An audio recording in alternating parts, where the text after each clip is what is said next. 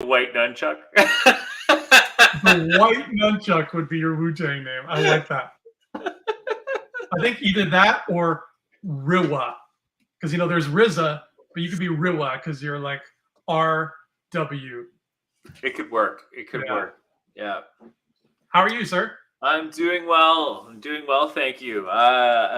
Just keeping busy with so much going on. How are you doing? I'm pretty groovy. Same thing. Yeah, there's lots of little work things in and out, and lots of like smaller odd jobs I've taken on. So those are all jobs. just You've been fighting little Bond henchmen, have you? I have. We went into Fort Knox, and he chained me to a nuke, but I managed to get out in time, and now he and I are fast friends. Oh, there you go. Yeah, and we talk smack about Le Chiffre all the live long day. Le Chiffre. Oh God, what a great villain. I came up with a question, and I'm sorry, Ryan, I didn't give you any prep because I literally came up with it 5 minutes ago. Oh no. So, but I think you'll have fun with this question. So we are getting X-Men 97. Yes. Right? Mm-hmm.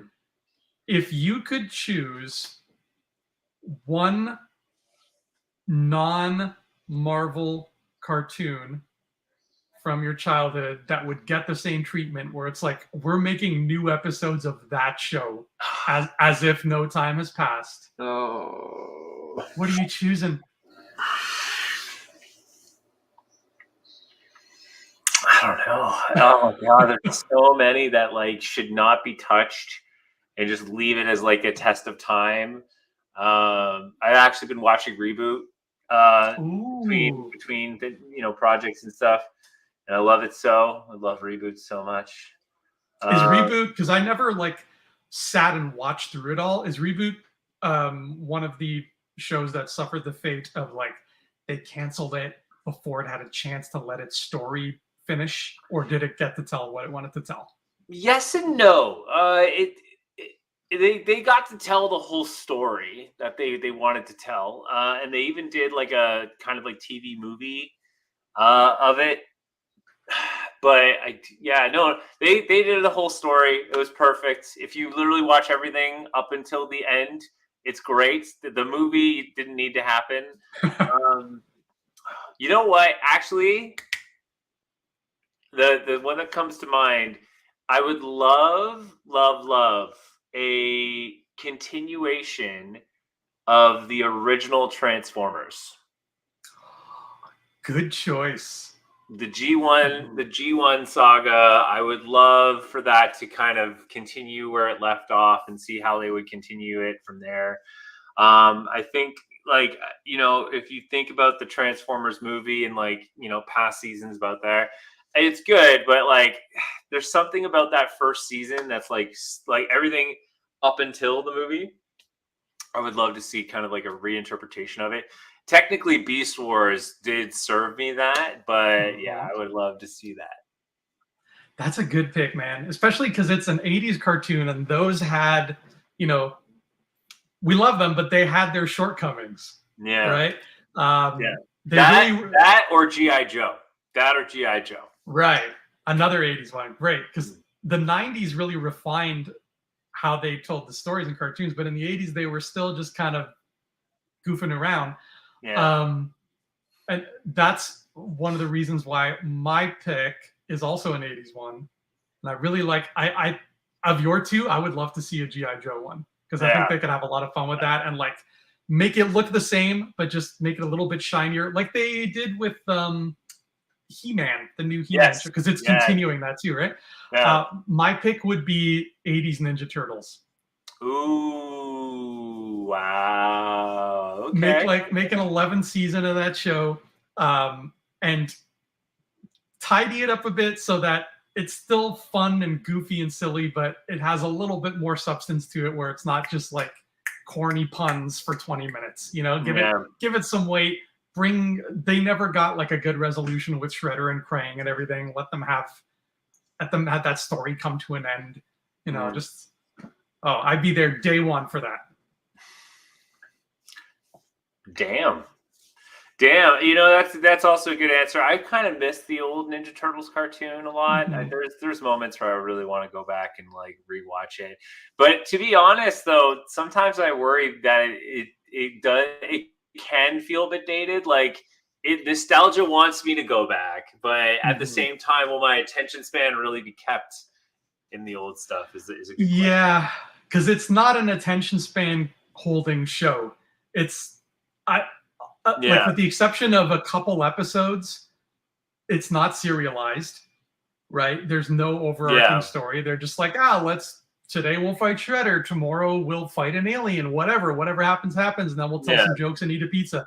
But go back to it if for nothing else is that it just makes you feel like a kid because it's so of its time, right? It is yeah. 1,000,000% of its time. And it is representative of the Turtles when they were at their height. They never got hotter than that. Season That's 3 of that true. show. Mm. It was peak, So, but it was also because, like, especially cartoons at that time were pumping out all sorts of wacky content because they were trying to pump toys, right? And then the toys would like be the complementing experience to the whole thing. So, mm, mhm.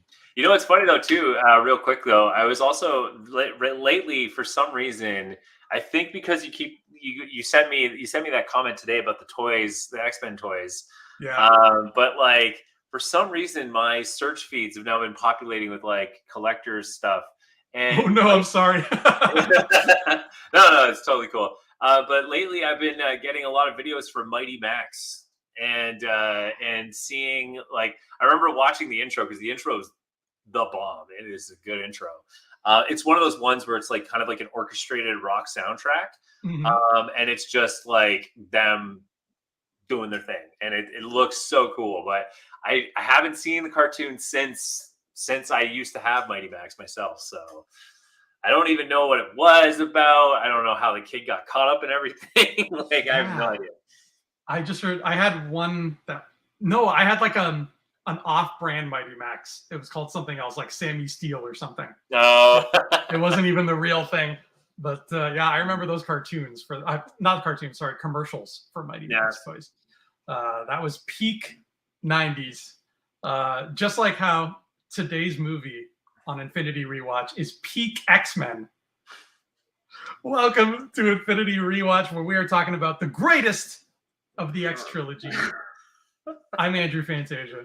Oh, what's up, everybody? I can't believe we're doing this. Why are we doing this to ourselves? Oh my god! And this is only like it only has begun at this point. I'm too bored. All right, what's up, everybody? My name is Ryan J. Whitehead, and we're going to be doing X Men United. I wish we were doing X-Men United. That was part 2. Oh, sorry. This is the last stand. Last Stand. Sorry. It's okay. I did that too. In my notes, I wrote X-Men 3, X-Men United, and then I was like, wait, Wait a no. minute. Yeah. This came out May 26th, 2006. I don't know whereabouts in life I was probably because I did my victory lap year of high school and it was coming to a close. So I was getting ready to move on and go to college, and so this would have been shortly before we met, right? Less than a year before we met, and my real only big takeaway memory of this was I met up with some friends at Silver City Brampton in the afternoon. We went to go see a matinee. And I was at the time working at Silver City Brampton at the movie theater, right? I was like a ticket ripper there. So I knew that we had these papers that showed like, okay, Cinema One is playing this and it gets out at this time. And so you clean it at this time. Like it was sort of our code page for when we clean and when we open for the customers to come in. Right. And those pages had among their information the runtime of every movie. And back then, I don't know why I didn't just Google it, but when I got to the theater with my friends and we got to the ticket stand, one of my coworkers was there ripping our tickets, and I'm like, "Hey man, let me see the paper. I want to know how long this is going to be." And he's like, "Yeah, okay." And he showed it to me. And when I saw that the runtime was not only shorter than X-Men 2, but fairly well under the 2-hour mark, I remember my heart sank a little bit, and I'm like, oh no. Yeah. And yeah, that was the first sign of things to come. I hear you on that. I remember I was working at Laser Quest at this time, Okay. doing my thing. I do also remember the I do also remember the news surrounding this one. So I remember because they announced Superman Returns was coming, and there was a big hoopla about that because it was like they said it was going to continue. Speaking of continuing stories like X-Men 97, it was going to continue the story of Christopher Reeve's Superman arc. Yeah.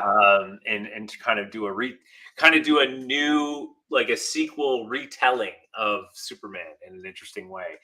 And I remember that Bryan Singer essentially, like, I don't know what the official way was, but the feeling amongst fans was he just like essentially bailed on X-Men. He's like, yeah, you know what?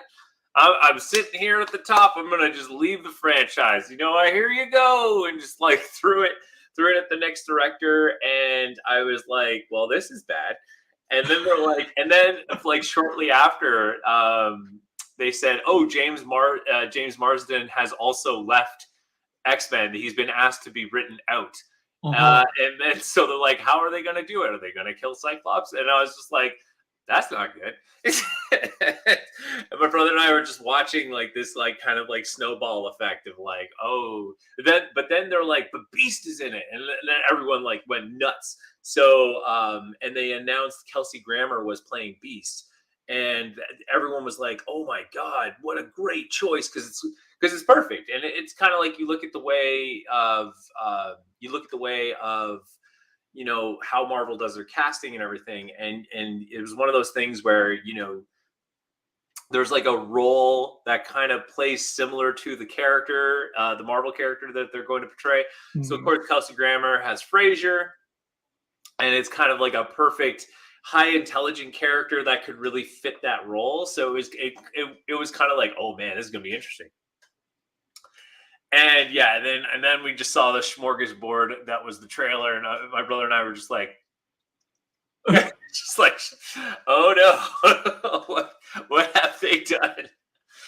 Oh man, so it was a journey. It was a lot of mixed feelings going into this movie. Mixed is a good word for it. It is a very mixed movie too, and it felt like a lot of stuff was going on in the process of the production, right? Like you're saying, like Bryan Singer basically took off. He took James Marsden with him. Yeah.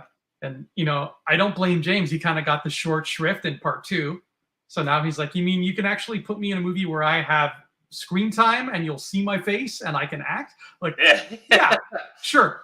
So all of that happens. And then you have this mess of, from what I read, there was a sort of struggle to find the right person to direct.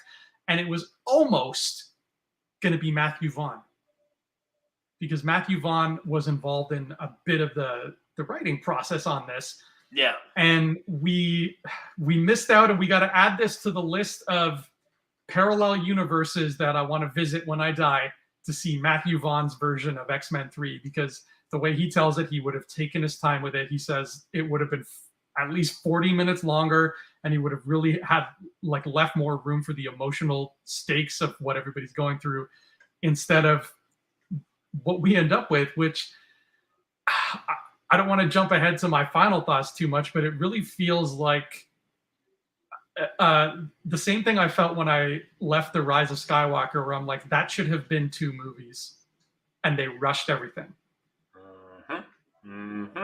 Right? Yeah, that checks the box right there. Hey man, even Chris Claremont, the guy who wrote the Dark Phoenix saga, I've said this before, I'll say it again, I'm pretty sure I'll say it when I get to the project. He admitted, like, the Phoenix saga is a trilogy in itself. You can't just jump right into it and expect to like cram as much as you can in it, because there's so much journey in it being put in there. But to compliment what you're saying about Matthew Vaughn, I think Vaughn had the right idea, like from the get-go. And you can see it in First Class. When he does First Class, It's brilliant. It's a brilliant film. I will speak very highly of First Class when we get there. But yeah, phew. But oh my gosh, what were they? What were they on when they did this movie? I have no idea.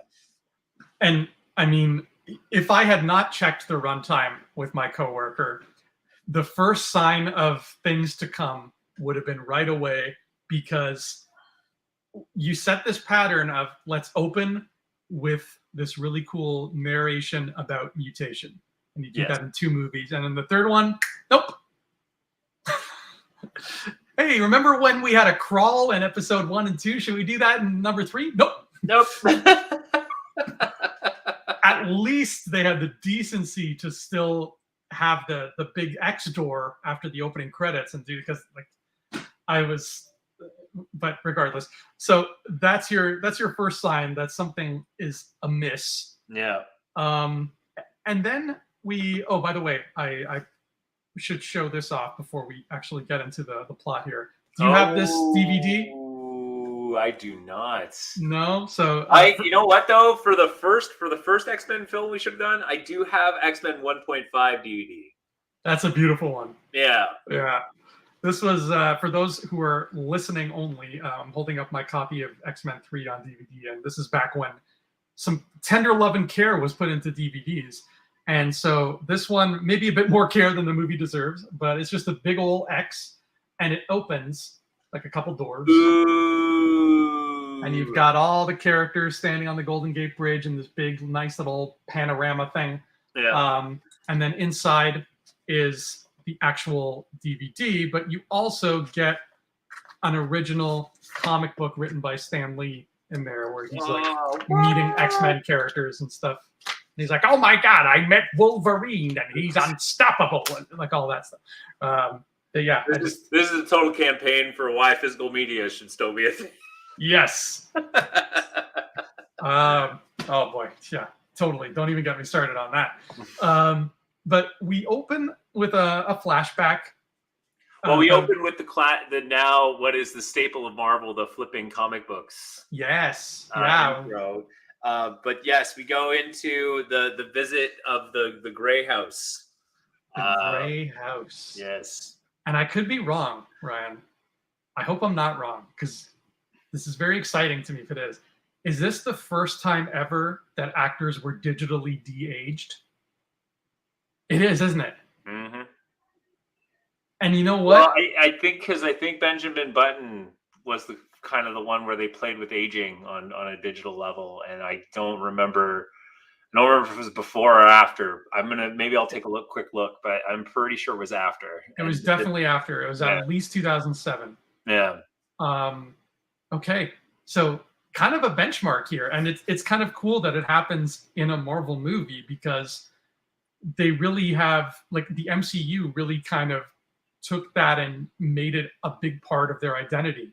Mm-hmm. Like when they showed young Tony Stark and everything, like it really became a thing that they did a lot.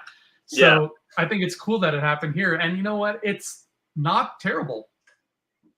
No, it's honestly, I did put that, like, it's a bit it's jarring. Yeah, it's a bit jarring. That's the word. It's a bit jarring at first, because you're like, wow, that's an approach. I literally said it's a bit awkward, but respect, because like they still did it. You know what I mean? Like at first, like you said, it's a bit jarring, but then you take a moment, and you're like, they went for it at this time when the technology was really young. So you know what? Nothing but respect. And on that note, I do love them meeting Jean. I love that scene. It's a really strong scene to, like, first of all, seeing the duality of Jean Grey, but the approach of like, hey, I have a school, like that, like the speech of him recruiting, because you don't see enough of that. And even in the cartoon, he never did it. Like Charles never had those moments of like, I have a school, for, people like you that are special, blah, blah, blah. Like all that stuff that they never really took the time to explain in the cartoon that much. It was more Cyclops going to Jubilee's place and being like, hey, you should come. But it was very rare that Xavier ever did it. And so it was nice to have that moment and really kind of go into that scene. And then even Magneto, like, oh wow, she's really powerful. So it was a really kind of nice moment. I really did enjoy it. Yeah, I like seeing Charles and Eric like back before things Hmm. went south with them. Like I just love seeing them as friends. Yeah. I don't love what they do with Jean in this movie though. And I don't know. I've never read the Dark Phoenix story, It's so I don't good. know It's how really this, good. but like I know she meets the thing in space and it tangles with her, but I don't like the idea of what they do here, where it's just like sometimes Jean is an asshole. Like I'm not a fan of that, Mhm. especially because the Jean we've known for 2 movies is not that. She's a very compassionate person, and now all of a sudden it's like I can kill you if I want. Like, where's this coming from? It's true, but like it's because Gene's power kind of creates like as a kid, sometimes we have that like inner voice that's really harsh on ourselves. The kind of the way that Gene has it was there is like a dark side to her, and that inner voice is very loud. I will say to a point where it's like almost there is a duality to her, but Xavier teaches her to repress it, and then uh, the Phoenix is kind of like this naive force of nature, right? Doesn't really Mhm. understand the complexity of human emotions. So when it boom like collides with Jean, it goes into kind of like her id, right? And inside of her, and it like realizes that it's like pure emotion, like pure like if it's happy, it's pure happiness. If it's anger, it's pure anger. And through that combination of the Phoenix Force and like this suppressed version of Jean, like you see it in the cartoon, they kind of have this moment where they explain that like she is feeling emotions for the first time through the dark side of Jean. So Mhm. everything that she's experiencing, like Cyclops love, she's feeling that to like 1,000%, right? So she goes to crave things and like and wants things a certain way, which is interesting because like even when Dark Phoenix finds Logan's love, she like kind of like manipulates him a bit. So there's a really kind of really fun story there. So that's where that dark side. They didn't let the story breathe. Like they just kind of like okay, just showing you this is what she's like. Okay, let's move on. And like it's kind of Mhm. like okay, whoa, like you're just like you're just riding the horse to this crazy story. So that's where that's coming from. Okay, yeah. They Mhm. for some reason they were like, let's throw Phoenix into the shortest movie we've made so far, and it'll translate somehow. They really shoehorned it in, like Yeah, shoehorned it in. it gives Um, me mad Venom vibes from Spider-Man 3. yeah, yeah, oh yeah, that's fairly accurate. One thing I did put in there as a note as well, and it's not something that's like new, but like it's just I don't know. I just like I was paying attention to it this time, but like man, I forgot about Stan Lee cameos, man. Like I miss the guy. Mm, I just miss the guy. I know. Is Uh this his first one in the next movie too? Because I don't think he no, was in see the that's the other thing. I don't think it is. It's not because I'm pretty sure he was in the first. Yeah, he was in X2 in the museum when everyone's Oh, frozen, and oh wow! I never. he's yeah he's also in the first one, but I can't remember where he is in the first one. Huh. That's cool. He's like Oh Waldo. no, he's on the beach. He's on the beach when the senator comes back You're right. That I remember. and Yeah. he's getting the hot dog. Yeah. Yes. Okay. Yeah. So I was like, this one stood out the most, and I'm like, wait, is this his first one? Um, Hmm. Now, have you ever been a fan of Angel? That's actually my next note. No, I've been a fan of Archangel, Mhm. which is after Angel becomes like Apocalypse's servant and becomes the Angel of Death. But I've never been a fan of Angel when he was like the original X-Men and like all that stuff is like, ugh, he's kind of too noble for me. Just can't take it. I really never knew much about him aside from hearing other people say, like as a kid, hearing them say, "Oh, he becomes Archangel and he gets metal wings." I'm like, okay, that's neat. But Okay, whatever. yeah, cool. And he shows up in the Genesis game, and I'm like, oh, that's him, neat. But I had no sort of knowledge of him one way or the other. And I think in this movie, they get a great actor like Ben Foster. And I can't think of a time when a character has had less to do. And it really feels like, ever since I've started teaching acting, I started noticing moments in movies where a lot of times what will happen is I'll write a script for my class, and then all of a sudden my studio director will be like, Andrew, I'm so sorry. We just got a new kid who wants to join the class. Can you insert a role for them in the script you just wrote? That happened with Angel, guaranteed. If anybody listening saw the last Disney movie that came out at Christmas, Wish, I guarantee the exact same thing happened with the goat who gets the ability to talk. I guarantee that's what happened, because he talks through the whole movie and nobody ever acknowledges or listens to him. But anyways, that happened to Angel here, because we end up with this character, and I was trying to figure out who to give credit to. It was either my friend Will or my friend Robin, but one of them in high school, after we saw this, they spent the next several weeks making fun of Angel by doing this thing where they're like, hey, guess who I am? And they go like this, and they pretend to catch one person who's falling, and then they just fly away. Like, they don't contribute anything else. Oh my god! You know, it's funny too, because Ben Foster, he also did the Punisher movie. I think it was a little later on. But yeah, like, oh, it was awkward, man. I will say though, it was brutal. And again, this kind of makes me go, man, X-Men had some gen moments that they were like really solid moments that they were doing in the movies, like Angel, like cutting his wings off, like, yes, like, and hiding it from his dad. Like, it really covers those, like, it really captures those moments of what made the comics so special, and like how we relate to like those experiences of like hiding something that's like a, like, you know, part of us, and how we, like, you know, suppress it and hide it away and don't want anyone to find it. And it was like, man, like this, like these X-Men movies could have been so much more, like it could have hit so much harder. And it was that scene that I was like, man, like that, like I put like, man, just brutal. Like that was my reaction to that scene. It was just brutal to watch. And his dad just sees it and he's just like, nah. I was like, oh my God, this is so terrible. His dad is so disgusted. Meanwhile, his son is like the most beautiful mutant that there could possibly be on the face of the earth. 100%. And like, especially because of like, when you think about like, you know, how like, I'll just put it this way, how popular Christianity is like, it's kind of like, you know, it's kind of like you don't think his dad would have been like, oh wow, my son's the real angel, like come on, like imagine if that guy had been Toad's father. You're right. I think he would have burned his child at the stake. Absolutely.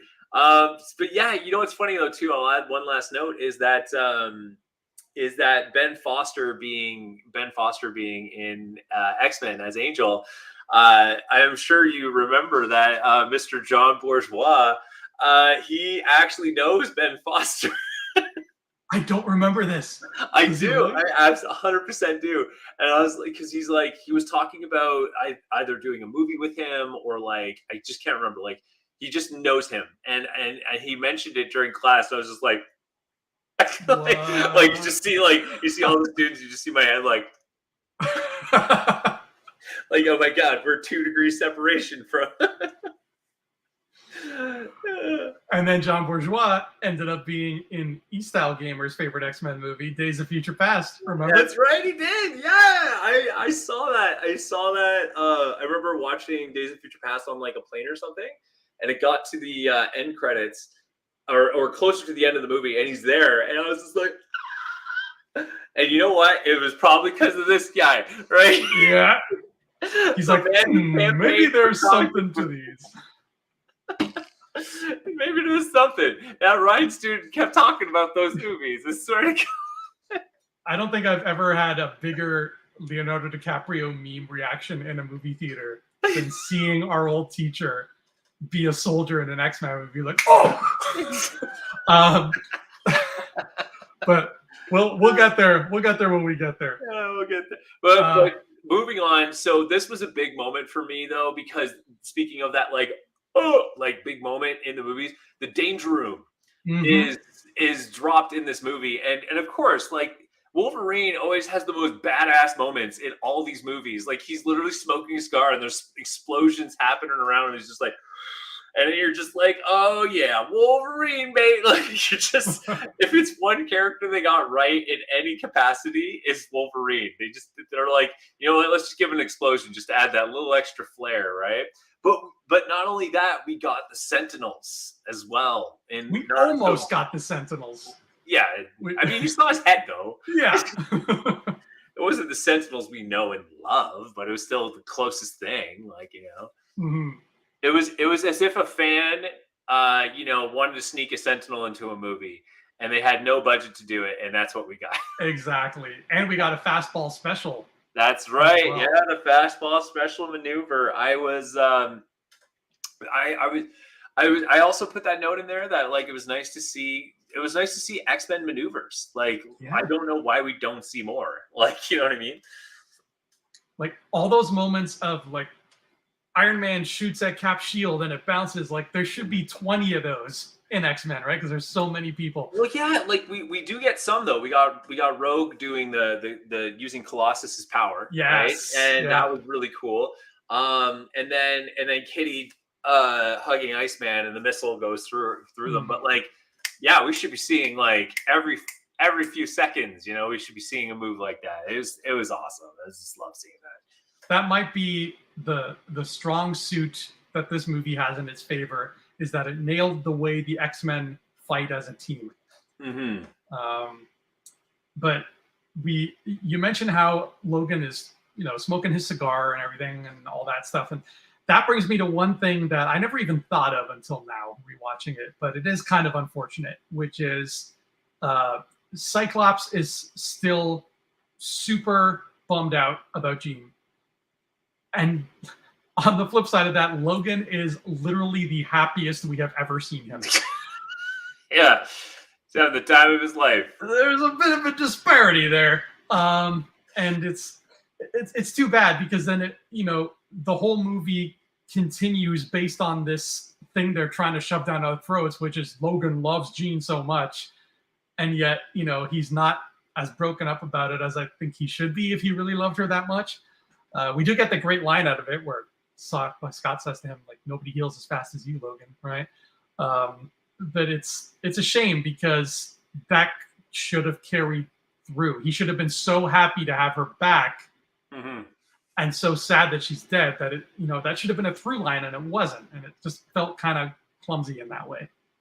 No, absolutely. It was so weird, man. Cyclops is just, he's just getting dragged through the dirt. But I gotta give James Marsden props though. He looked like Cyclops, and I'll give him that. Oh yeah, man, we don't get to spend a lot of time with him as a character, honestly. But we do get our first shot of Beast. What a better way to introduce him than using his glasses to like look at a painting. It's so good. As my favorite X-Man, Beast was something that I needed to see happen. Yes. And I have felt this way for many years, and I still feel this way. When it comes to superhero movies and who they get to play superhero movies, there's two pieces of casting that have never, ever been surpassed by just how brilliant they are, and that's Kelsey Grammer as Beast and J.K. Simmons as J. Jonah Jameson. It is, to this day, there has never been better page-to-screen translation of a funny book character, period. And the fact that it happened in this movie is a strange fact to really think about, and it reinforces my belief, Ryan. And I want to know how you feel about this, but I said earlier how this really feels like there's two movies here that should have been made, right? There's a movie about the Cure, and then there's a movie about Phoenix, and for some reason they slapped the two together and cut them both in half, right? I feel like we're not watching X-Men 3. It feels like we're watching X-Men 4 because Nightcrawler is gone and nobody's talking about him, but now Beast is part of the team and everybody's talking about him like he's been there forever. Yeah. Right? Like, oh, Beast, you're always welcome here. Yes, of course. And, oh, my old friend Beast. And we're just sitting there like, what did we miss here, guys? Right? Did I skip a movie? Like, Yeah, that's really what it feels like. It's like when on Netflix when you accidentally skip an episode of a show and you're like, wait a minute, why is he dead now? That's. Do you agree with this? Am I crazy? no, I agree. I totally agree. Honestly, it feels like we skipped. It does feel like we skipped the story, and it's sad too because not only do we get Beast, and they're all like, "Oh yeah, Beast, you're part of this place. You've always been here," and it's like, "Whoa, hold on a second," because I'm pretty sure I've watched the last two movies many a times, and I don't remember seeing him except for one small cameo. But not only that, when we saw him in, I think X1 in my notes, I think that's what it was, or X2, Yes, part 2 on the part TV. two. Yeah, he's on the TV. He's still in human form. Yeah. So there's something missing to that. And then not only that, he's the Secretary of Mutant Affairs. Since when did he just jump? And since when was the government like, you know what, mutants aren't that bad? Let's bring on a mutant into the government. Like, there's a huge chunk of story missing from that. And that's what I love about the cartoon. And again, my theory of if the cartoon does it right, the cartoon, Beast goes to jail for breaking into government facility. Then he earns a pardon from Senator Kelly, and then he starts becoming a liaison in terms of providing, providing like details on mutant affairs. Like when the outbreak with Bishop, the mutant disease outbreak, he provided to the court like, hey, this isn't a mutant born disease. This is a manufactured disease. So like where's all that story? That could have been the entire third movie, is literally Beast's journey from being a prisoner all the way to going into legislation, going into the government and like doing mutant affairs, and then finding out that like there's potential cure, and then that's the whole story. Like that could have easily been a whole movie. Yeah, Jean could have come back in that movie, and people have been like, "Oh, what's going on with her?" And you plant those seeds so that you get some Phoenix in the next one. But having that as a movie and having Beast be the focus rather than Wolverine be the focus, like, yeah, why not? Oh man, it slowly turned into a Wolverine in the X-Men movie pretty fast. I'm not gonna lie, it happens pretty quick. But I also, that's not the first scene we see Beast is with the glasses, but we find Beast having many Beast moments where the first scene we do see him is he's reading upside down, and the warning comes in, which is a great moment. Then he goes into the government, and then they're updating him that they caught Mystique and the whole Mystique thing there. But one thing I thought was interesting was they have Secretary Trask. And again, a character who's not really reached government level, and all of a sudden he's part of the government. When did that happen? Oh God. Anyway, moving on. So we have also a cameo from Moira McTaggart. Yeah, she's got someone in a coma. And I did this scene really got my goat. Like someone in a coma, and Charles Xavier's like, what do we think about transplanting consciousness and all this stuff? It's just like, are you serious? Oh God, this movie was all over the place. It really was. And that's the only scene we get with Moira till the very, very end. She's really more of a cameo, and it's funny because the woman they got to play here looks exactly like Moira McTaggart looks like in all the books and everything too. Like they really got her down. Then we get this church scene that happens where everybody in the church is like angry because Magneto's trying to start something here. I got some notes here on this one. There's a lot going on in this church. First of all, the guy we see talking on the altar. Yeah, great actor though. I have to look up his name. Do you know his name offhand? No, I don't. Okay. I have seen him in movies, and I do love the guy. He's a fun character. So I don't know if this is the guy I'm thinking of, because when I look in his IMDb, it doesn't show X-Men 3. But there's an actor named Bruce Spence. And this guy looks exactly like him, and I thought it was him. And I got really excited because Bruce Spence I don't know if he's still working, but he, in the 2000s, he played a part in every big trilogy, but only in part 3s of the trilogies. He was in, it just worked out that way. He was in Narnia Part 3. He was in Matrix Part 3. He was in Return of the King, and he was in Revenge of the Sith. And I when I saw him, I'm like, oh my God, is he also in X-Men 2? Talking about. I know. Yeah. What you're talking about. Fun fact, though, I can break your. He's only been in Part 3s pretty quickly. Oh, what else was he in? He's in Mad Max: The Road Warrior, which is a sequel. No, it's not the third part. That's right. It's Part 2. Yeah. Yeah. But yeah, in the 2000s, he was the king of capping off trilogies, and I thought this was him, and I got excited, but I don't think it is. It just kind of looks like him. Yeah. Nah. But Magneto takes the stand away from him pretty quick. So I love this scene because, like, and again, like, there's some solid moments here, but in terms of just like going off the rails at this point. Oh God. Okay, so first of all, my first comment about this scene is, man, they did Psylocke dirty. First of all, Psylocke in the X-Men comics in the 90s, she was like peak fame, okay? She's like one of the coolest characters. Not for only what she wears, because, like, you know, she wears an outfit. But she's a badass character, man. She got like purple dagger, you know, that she creates with her mind. Pretty fun. Ninja-like character. Who doesn't like ninjas in the 90s, as you know? Oh yeah. Just like, and then in the cartoon, she only got like 2 episodes, maybe 3 if we're lucky. I can't remember. Sorry. And just like this movie, like, she's just like a background character. And you wouldn't know it's her, but because she has that scar, you're like, oh wow, just like they went there. That sucks. So I literally put they did Psylocke dirty because, like, it was bad. And then so Magneto finds these 3 mutants, and they have the guy with the spikes, and I love the actor who plays this guy, the guy with the spikes that comes out. I think his mutant name is Spike. No, he is. Spike is another guy. Spike is the guy in the woods who throws like his wrist. Oh, right, yeah. This guy, even though it's nothing like the comic, he's credited as Kid Omega. Oh, right, okay, yeah.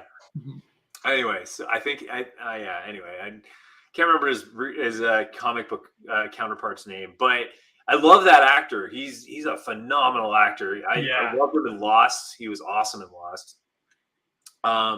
He also did a really good indie film. If you want like a good, like, to see like some of his best acting, I think it was called The Shanghai Kiss. It's a story about him like going back to China and like discovering his roots. It's a really solid story if you're looking for a good like kind of actor's exploration. And it was also his co-star was at the peak of her fame at that time. It was Hayden Panettiere. Oh, I love Hayden Panettiere. Yeah, so she was in it as well. She does a good job in that movie too. But anyway, so I just don't like what they did with him and that the X3 there. And then so then they have this other mutant who's super fast, and I don't know her character's name, but she also has the ability to conveniently detect mutants in the room. And then I put what's with the class system? And since when did they have a class system? What is that all about? You know when they introduced the class system, Ryan, and that other 3rd movie that we never got to see, apparently. Because now all of a sudden everybody's like, you're a class 2 mutant. And I'm like, excuse me? Excuse me? Baking powder? Like, what? There's a whole amazing story about America coming to terms with mutant kind, and they just decided not to tell that story and just like, tell us about Jean Grey being mad. Like, how is she able to, like, she detects mutants and she understands their abilities, but how was she able to define a class system? And how does she know that, like, you know, like, I just don't know. I have so many questions about that one statement. Like, she looks great, and I think that little trio they have there, they look awesome. They look super boss. I'm really feeling what they're pushing out there. Very 2000 teen angst kind of leather look going. Love it. But so many questions. And poor Psylocke. That's all I'm gonna say. Yeah, poor Psylocke. And I mean, if you think they did Psylocke dirty, wait till you see because that character who's speedy and who can sense what class you are, You mentioned you didn't know her name. Are you ready to know which mutant she's playing? Yes. That's Callisto, leader of the Morlocks. No, that's Callisto. That's Callisto.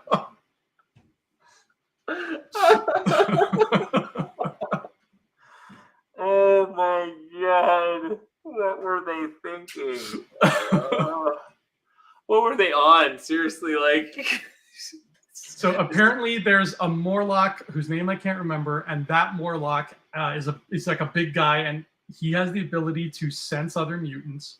And what they did was they took that power, Yeah. they smooshed it with super speed, they gave it to this lady, and I guess somebody figured, hey, Callisto's a lady. Let's call her Callisto.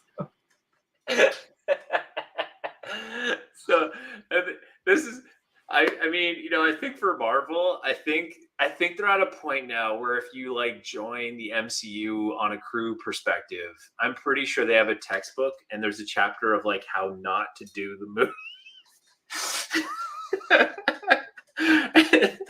And that's in there. It's like the number one textbook example of what happens when you don't read the comments or you throw them out the window. That's like, that has reached levels of the Spider-Man Bono musical in how much they just don't understand what they're adapting.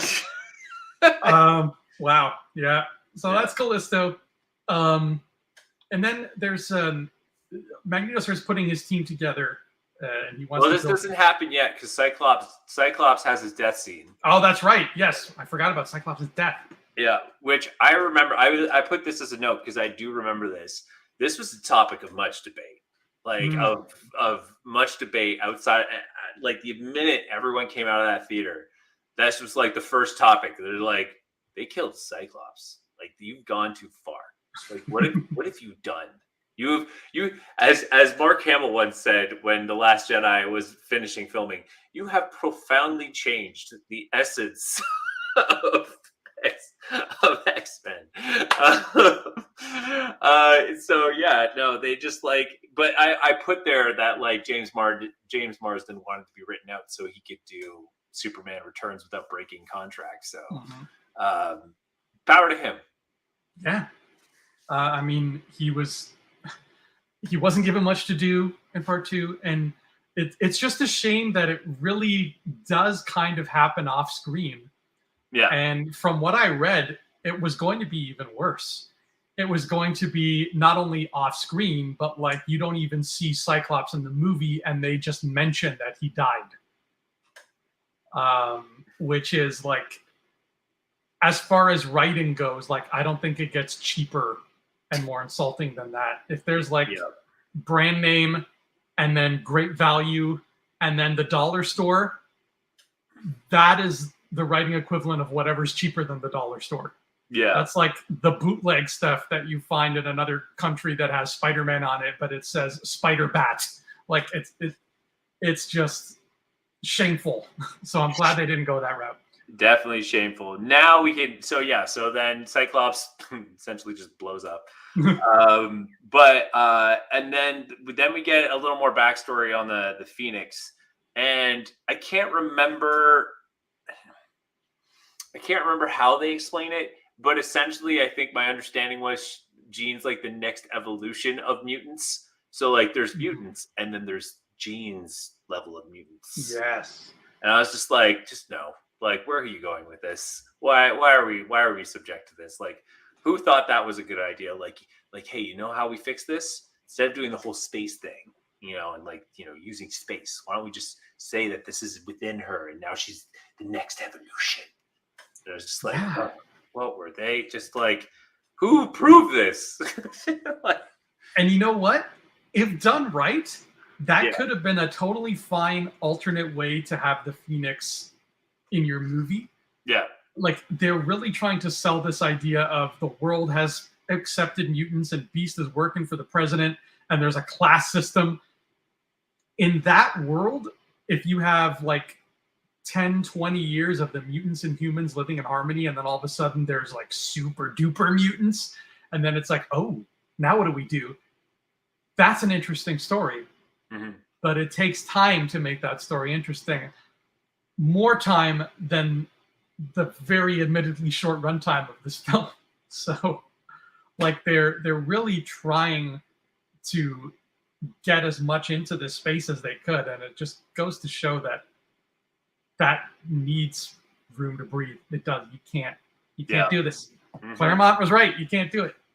Can't do it. So just not a fan of the way they explain Phoenix.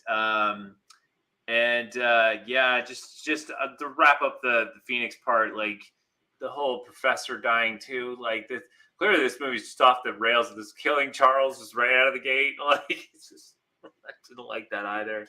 I like though that we did get the repeat of like, you know, Charles and Eric going to the house again.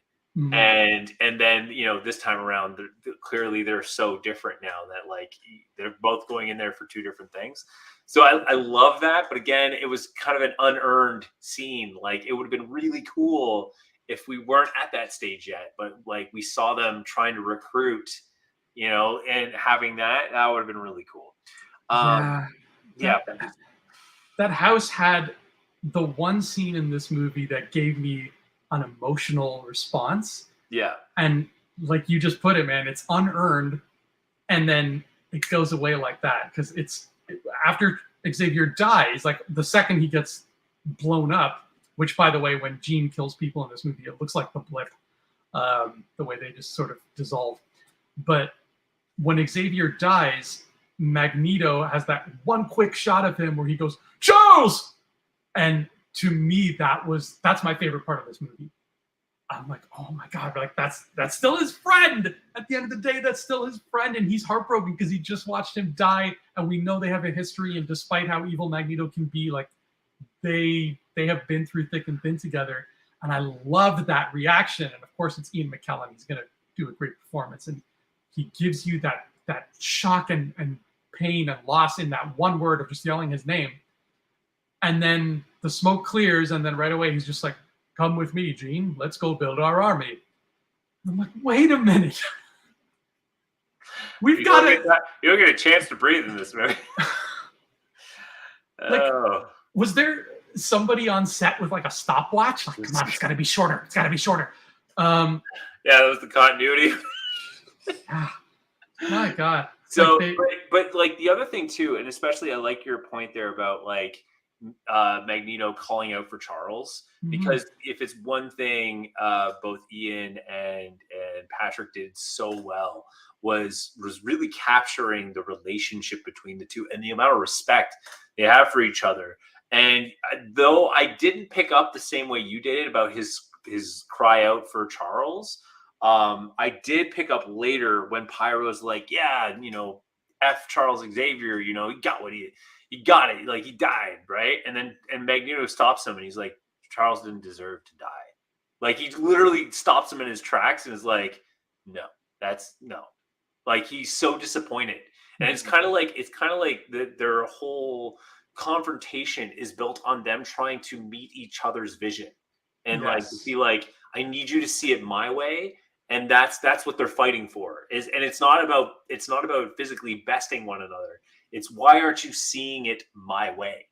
And they're both fighting for that. And that's why I love the scene when Pyro's like, he's like, yeah, man, it's good that Charles is out of the way now. You know, X-Men won't be a problem. He's like, whoa.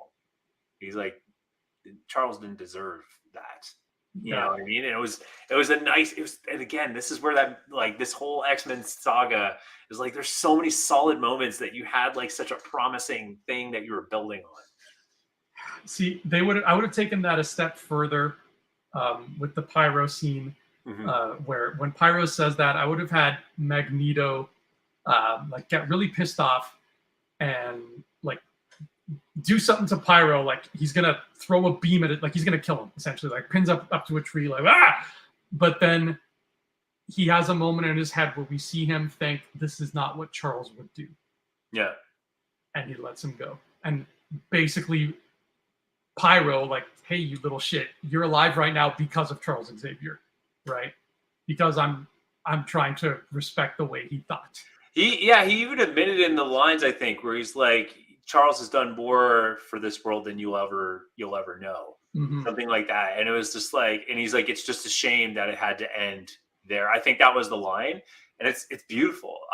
Though I agree with you, though I do agree with you, I do think there are times when you can tell the character's holding it back the whole time.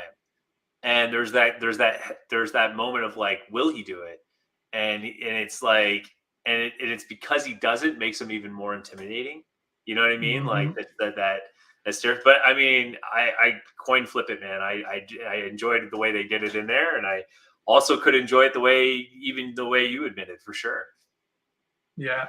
R.I.P. All right, Professor X. yeah. That's, But so now let's talk about, because we kind of jumped ahead, but like let's talk about the recruitment of the new members of the Brotherhood. yes. Okay. First of all, just one quick thing before we dive into it. I Yeah. love when he flipped the truck. The way Magneto's powers in this, they're so simple, but man, is it fun to watch. Like, let me tell you, just the simple, like, It's simple, but it's so satisfying every time too. Even though he's the villain, we love just seeing him like mess with the humans. yeah. So in the same way that Beast is my favorite X-Man, my favorite X-Men villain is Juggernaut. So I don't like where this is going. so I'm like, okay, I don't know how I knew ahead of time, but I knew we were getting Juggernaut. And it was finally happening. And he pops out. And I don't hate this Juggernaut, but I by no means like him either. I would say I begrudgingly accept this Juggernaut. And I didn't realize that's a bodysuit he's wearing. It looks pretty convincing. I don't know. I was just like, oh, I thought Vinnie Jones was just a huge man, but no, he's wearing a bodysuit, which makes sense because Juggernaut is not a person of human proportions, right? You can't do him. You can't just have a guy who's like, I lift a lot of weights. I'll play Juggernaut. No, sit down, sweetheart. You can't play Juggernaut. So what we got looks fine. It's not my Juggernaut, but I thought for the most part they did a decent, acceptable job. I personally love the sound effect of the way he runs, the way there's a tremor. It's just, it felt right. The weight of him felt right. But it could have been way better, but it could have been way worse too.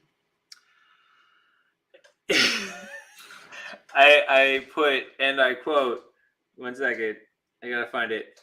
They did Juggernaut so dirty. Where is he in here? Oh, he's all the back. He looks better in this poster than he does in the actual movie. Yeah. Again, I really don't like the helmet they did. I don't know why they didn't just give him a more medieval looking dome-like helmet like he does in the cartoon. And red. What do you have against the color red? Why can't he be wearing red?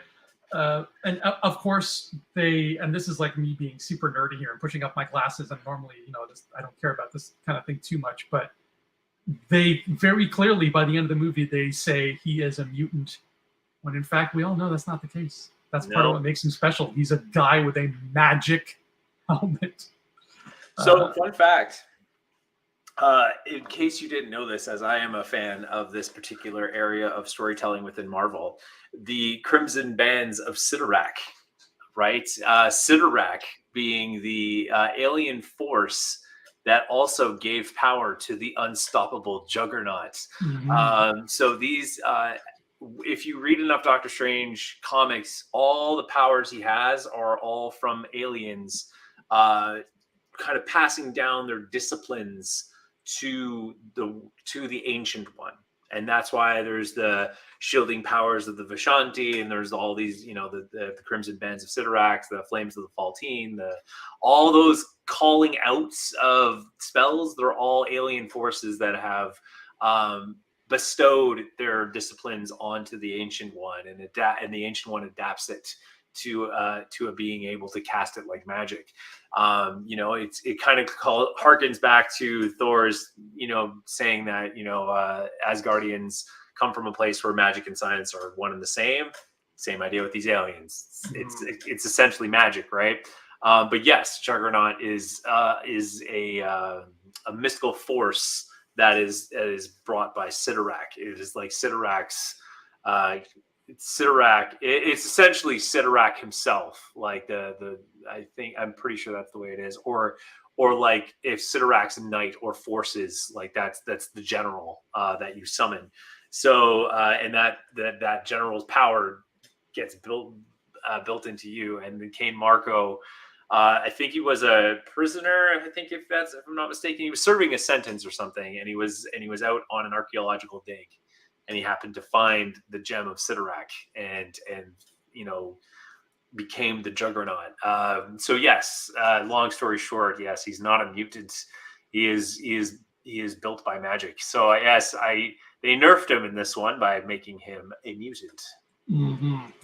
Yeah, and I get it. It's not the end of the world. I mean, it's a bit late in the game to be introducing magic, even though they seem to think it's a fine point in the game to be introducing a class system.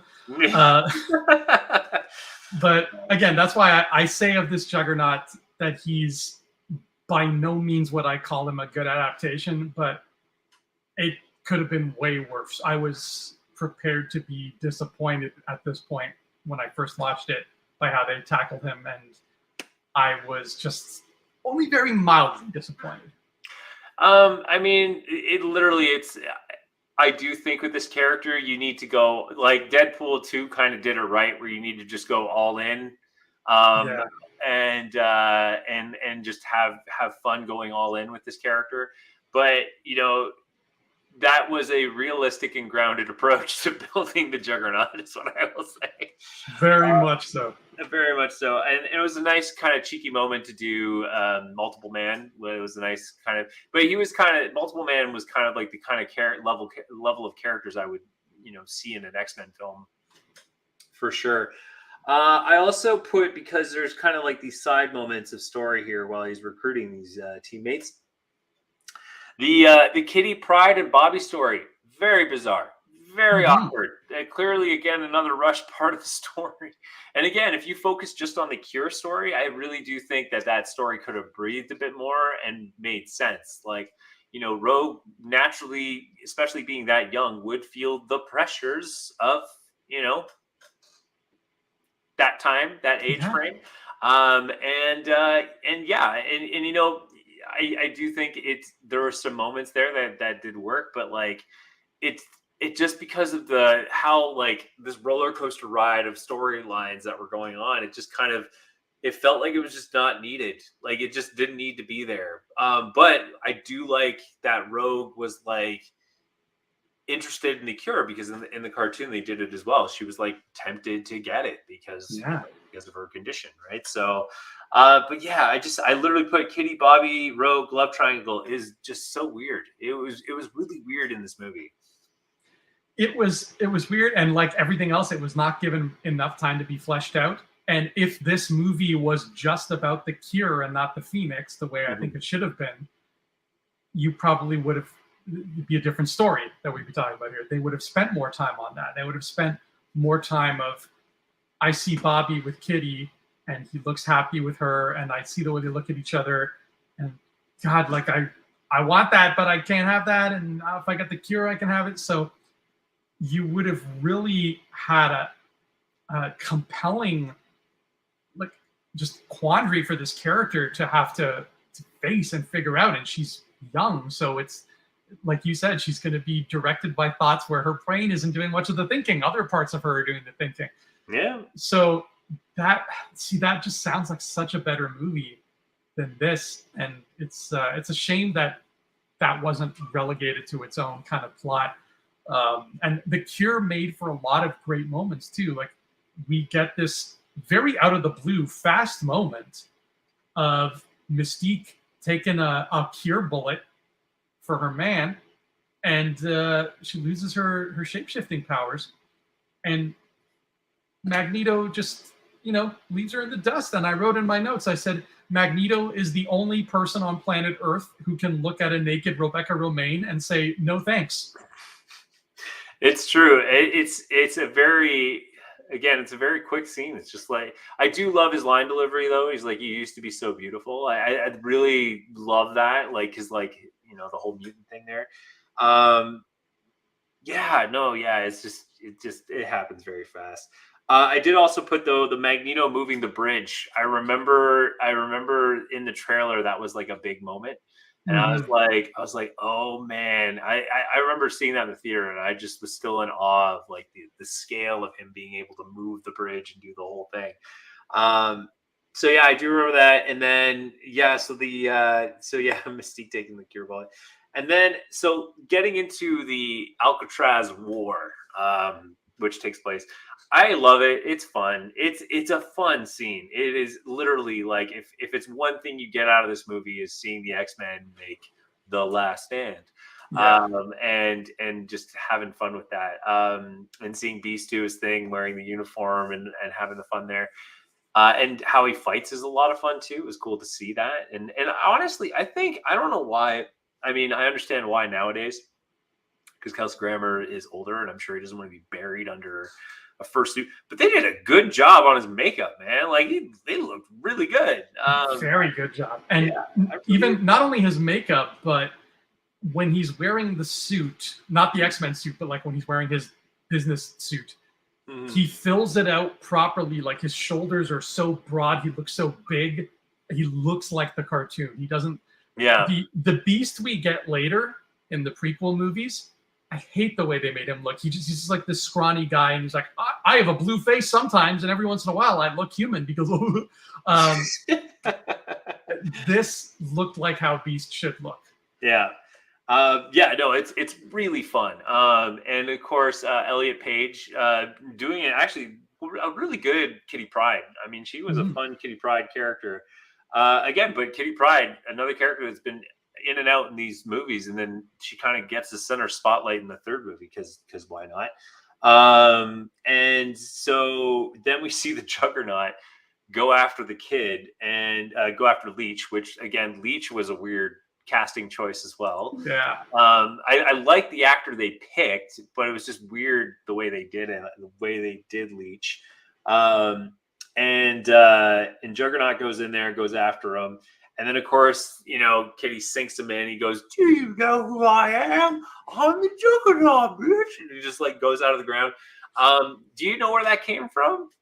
Vaguely, I know there was like some guy on YouTube who would dub over the cartoon or something like that. 100%. It actually that line came from an internet. Probably I actually said it was the rise of the internet meme, because that's exactly what it was. A guy would do fun dubs of X-Men cartoons, and that's what he did. That was the line, and so to see it in the movie was kind of this like big moment of unity between the voice of the internet and like putting it in like a Hollywood film. Yeah, so that is kind of a benchmark moment because that's. The internet was really young at this time. Like it was fairly young. So Mhm. huge moment. I also loved seeing Iceman finally get his ice skin. We hadn't seen that yet. Yes, and I mean that's one thing. Like, obviously, it's nice to see that, but I do remember this being a thing for me, Ryan, and I wrote it here too. Um, we waited, or at least I waited, 3 years to see Iceman and Pyro finally reunite and have their big showdown Yeah. because we know it's coming, right? Pyro's a dick to him in the whole second movie. They're fire and ice. Of course, they're going to fight, right? I waited 3 years for that showdown. And when we get it, it's this lame little Dragon Ball Z thing. And I timed it this time because I remember it being very short. So I timed it 30 seconds. You wait 3 years and then you get 30 seconds of, and then that's it. And I just think of how far we've come with like MCU showdowns, right? And I think of fights like Steve and Bucky versus Tony, or just like the Avengers versus Ultron, and just how they do their fights and how big of a spectacle they make them. And then this was okay. And man, was that ever a letdown. 100% it was. Although I do like the clever, like it was a very comic book defeat in the sense of like outsmarting your opponent and then like overcoming them. Mhm. But I agree with you. It's literally like a quick Dragon Ball moment. It's fairly good, sir. Good form, good form. But yes, it's so brief and it's so quick. Yeah, and I mean, like, I don't know why this movie had to be like an hour and 40 minutes. They could like an easy 10 minutes there could have been that Iceman Pyro battle, considering it was like a trilogy story arc, and like it just kind of Mhm. collapsed in on itself.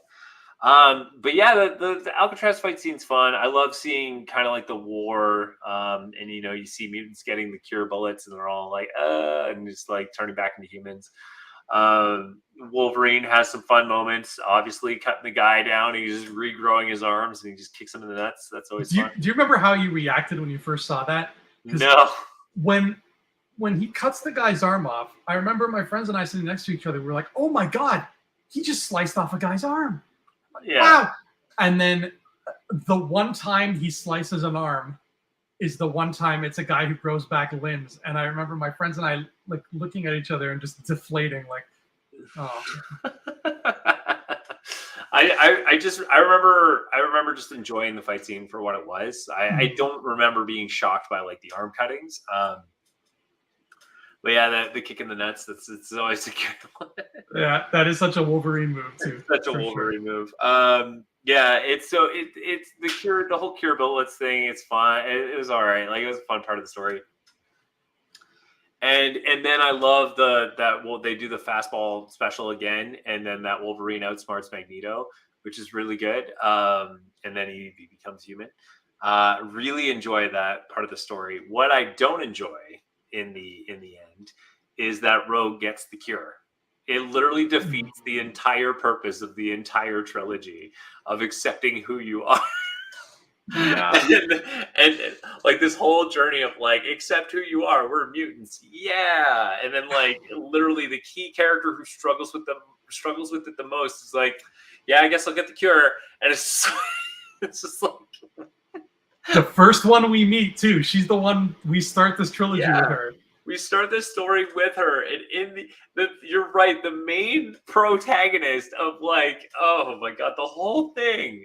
And in the end they're like, well, she gets the cure. Now, there's alternate endings on this DVD. I think it says there's 3 of them. And I'm pretty sure I haven't watched them in decades, but I'm pretty sure one of them is that she doesn't get the cure. Yeah. Should have got that. They should have stuck with that one. Yeah. And speaking of endings, again, the whole idea of Jean being such an afterthought, Phoenix being like, Phoenix is that kid who joined the class, and now I have to throw another character into the script because like they do this whole battle with the Brotherhood, and they stab Magneto with the cure, and it's over, and Magneto's like, I'm finished and whatever, and the fight's over, and now it's like, oh yeah, but there's Phoenix, go get her, Logan. And it's so just extraneous, and it's yeah, but it is painful for Wolverine. It's painful for us. Yeah.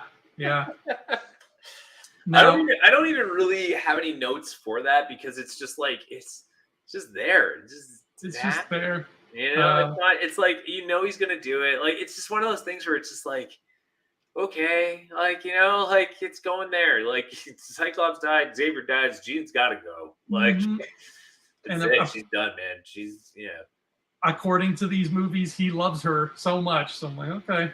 It's sad, I guess. We did get a cool new piece of music out of it. This movie has a new theme for the Phoenix, and it's a pretty good theme. So at least we got that. But I do have what might be my favorite note I've ever had for Infinity Rewatch, because the thought just came to me, Ryan, and I apologize for how R-rated I'm about to get here. Go for it. But so Magneto, at the end of it all, right? Rogue got the cure, right? And Magneto got the cure, and a bunch of other mutants got the cure. So when we finish the movie, we see Magneto sitting in the park. He's got a metal chess set in front of him. He's playing chess by himself. He's very sad. Your heart breaks for him, even though he's been the villain here. You feel bad for the guy. And then he very slowly lifts his hand. And for a second, that chess piece wobbles. And his powers are coming back, which means the cure doesn't work, which means, Ryan, Bobby and Rogue are going to be in the middle of some sexy times, and then shit is going to go south real fast. Yup. It's going to suck. Can we see that movie? Yes, we can.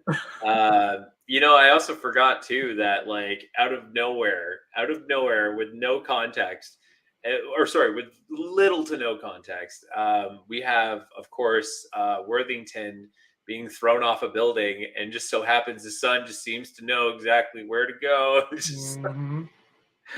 and just swoops in to save the day. To save one person, and then split. That's it. He just saves one person. That's it. Oh God. Anyway, but we talked about how this is the first movie to do digital de-aging. It's possibly the first movie to have a connection with an internet meme and to sort of break the fourth wall in that way. Yeah. But Ryan, there's a third benchmark of X-Men 3: The Last Stand. It's the first Marvel movie with a post-credit scene. That's right. Oh, I totally forgot about that. There's a lot of ribbons to pin on this motion picture.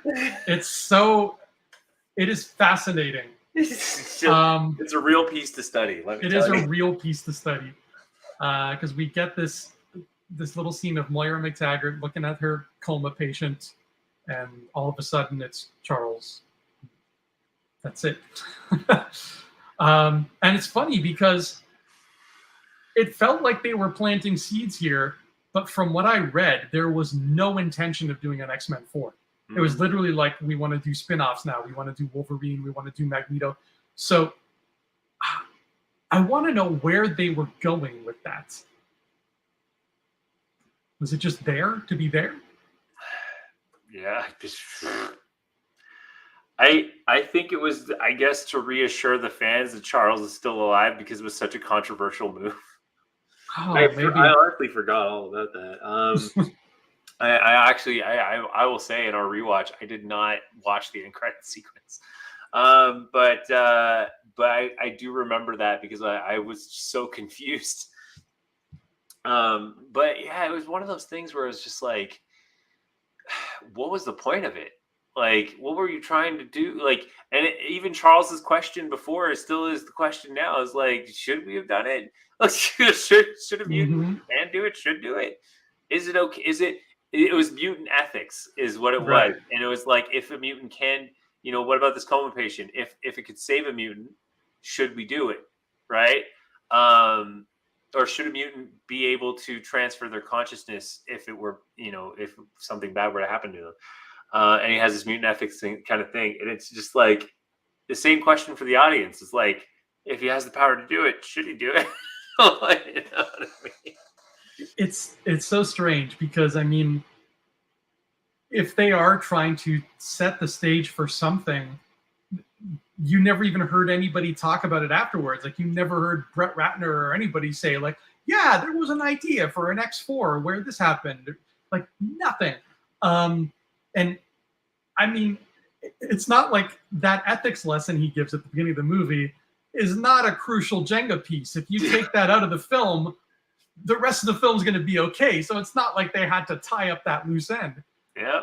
And clearly they were real happy about cutting the runtime here, so they could have cut out that 2 minutes ethics scene and they would have been fine. So I don't know what was happening here. I'm at a loss. Like, I can't imagine what was going on. But it is the first Marvel post-credit scene. So what a first scene. Yeah. I don't know what to tell you, man. I honestly, it leaves me speechless, that end credit sequence. I just, Tomorrow when you wake up, can you look over at Isabella and go, Moira? And see how she reacts? She won't react. She didn't. I don't know if she watched. No, she didn't watch the third one with me because I watched it. We watched the second one. We had a lot of good laughs. Mhm. A lot of good laughs. But the third one we didn't watch together. Is it time to? It is. It's time to rate the movie. This is. I am so curious to see what you give it, man. I really. Wow. So, do you need me to go back over our last ones? No. Okay. This one I have a pretty. All right. So, on a scale of 0 claws to 6 claws, or X claws, if you're just feeling like you love it a lot, X-Men 3: The Last Stand gets how many? 2 claws. 2 claws. Wow. It seems low and brutal, but I have a lot of good reasons for it. Too many stories jammed into one. Certain key X-Men characters, okay, that lift the comic books. They really did them bad, like really bad. Psylocke especially, Juggernaut was one thing. Psylocke on the other hand, whew, oh, and then Callisto. I didn't even know that was Callisto too. That's what really makes it funny. And then oh man, just like Rogue, just the Rogue getting the cure was a big you shouldn't have done it. Cyclops dying, it's just so many weird choices this film, and literally just left with what just happened. And the reason why I give it 2 especially is because of again, Beast Man, the fact that we had Beast in this movie. And it was a brilliant casting choice. Oh my god! Kelsey Grammer ranks amongst high in terms of casting choices with their characters. Robert, we're talking Robert Downey as Iron Man kind of casting, for sure. Yeah. So, 2 claws. 2 claws. Are they the middle claw on each hand? So you're absolutely. I didn't think about that, but yes, that's exactly what it is. I am going to give it, and hear me out here. Don't you dare give it more than 3. Don't you do it. It's exactly 3 claws. Oh, you son of a bitch. I'm giving it 3 claws. And the reason why, it's really, if you had asked me what I would rate it the day that I came out of the movie theater and saw it, I probably would have said 1 because I was really bummed. Mm-hmm. But with time, I've come to see what strengths it has and what curiosities it has. I don't remember the last time I saw it, but I do remember the last time I saw it thinking, hey, that wasn't as bad as I remember. And it still kind of stuck with me with that feeling. And the way I talked about Juggernaut, where I was like, I don't love Juggernaut, but he could have been way worse. That's how I feel about this. I don't think it's a good movie by any stretch of the imagination, but knowing what other Marvel movies we have gotten since, things like Ghost Rider, Spirit of Vengeance, things like Elektra, things like the next X-Men movie we'll be covering, I can't help but look back at this and say, you know what? This could have been a way bigger mess than it was. And there are parts of it that I can really appreciate. They really did try to just put everything in the kitchen sink in there. And there are parts of that kitchen sink that I was happy to see, even if it was only for a little while, like Multiple Man, like the idea of Leech having the cure and then using that as the crux of your plot, or what should have been the crux of your plot. So the bad outweigh the good, but there's still some good in there to be had. So I'm going with 3. Not looking forward to the next one. I'll say that right now. Oh, yeah, it's going to be a fun one. X-Men Origins Wolverine. Oh, boy. This one's going to be a real ride, let me tell you that. Oh, boy. I don't know if I'm prepared for it, but it's one of those 2000s movies that you just have to just sit down and get through like a dentist appointment. You know what? For the record, too, like we're really off the rails at this point. Like we're leaving safe ground. Like we're like, yes, I agree with you. X3, you know what? Like in the end, you know, there's some moments that we can walk away from, and we're gonna be okay. We're no longer okay now. Like it's gonna get really weird very quickly. Yeah. But we'll be there, buddy. We'll be there supporting each other every step of the way through thick and thin and whatever the hell Gambit's coat was in that. That's 40 minutes of the next podcast is just going to be me ranting about Gambit, but you know, that's a story for another day. That's a coat of a different color. Sir, where can people find you if they want to learn more about you? Right now, you can find me on youtube.com/expertzone, where I do my Microsoft work. Woo! And you can find me on Instagram and Twitter and those two at Andrew Fantasia. And you can find me plugging away my books, my fantasy books, which are right here. Here they are right here. They're called We Were Wizards, and you can get We Were Wizards on Amazon right now. And there's 2 books out already, and the other ones are coming along really, really nicely. This year, I've done so much writing work already, and it's only February. I'm really thrilled with what's to come, and I hope people read them because I want people to do podcasts about my books one day. Oh. I'll be the Stan Lee of the movies they make of those, and I'll be in the background somewhere going, "I'm a wizard." People will be like, "Oh, it's the Andrew Fantasia cameo." I would love to see that for you too, buddy. Thank you. One day it'll happen, and then they'll make We Were Wizards 3: The Last Stand, and people will be like, they should have left the Phoenix story alone. Absolutely. I hope that happens, buddy. I really do. Same here. That's a good problem to have. Exactly. Well, that has been Infinity Rewatch X on X-Men 3: The Last Stand. Coming up next, everybody's favorite. What can we say? Until then, everyone, please have a marvelous day.